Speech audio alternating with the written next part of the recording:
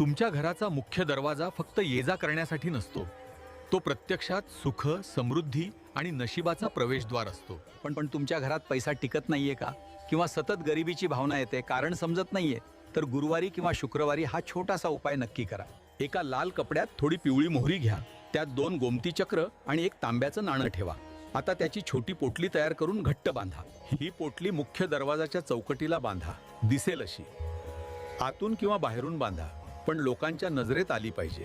हा उपाय केल्याने वास्तुदोष कमी होतात असं मानलं जातं आणि घरात सकारात्मक ऊर्जेचा प्रवाह हळूहळू वाढतो. पिवळी मोहरी नकारात्मक शक्तींना घराबाहेर ठेवते. गोमती चक्र माता लक्ष्मीला आकर्षित करते. ज्या उंबरठ्यावर हा उपाय होतो तिथे गरिबी थांबत नाही, अडकलेली कामे मार्गी लागतात आणि मन हलके होते. पण एक गोष्ट लक्षात ठेव, श्रद्धा आणि विश्वास सगळ्यात महत्त्वाचा.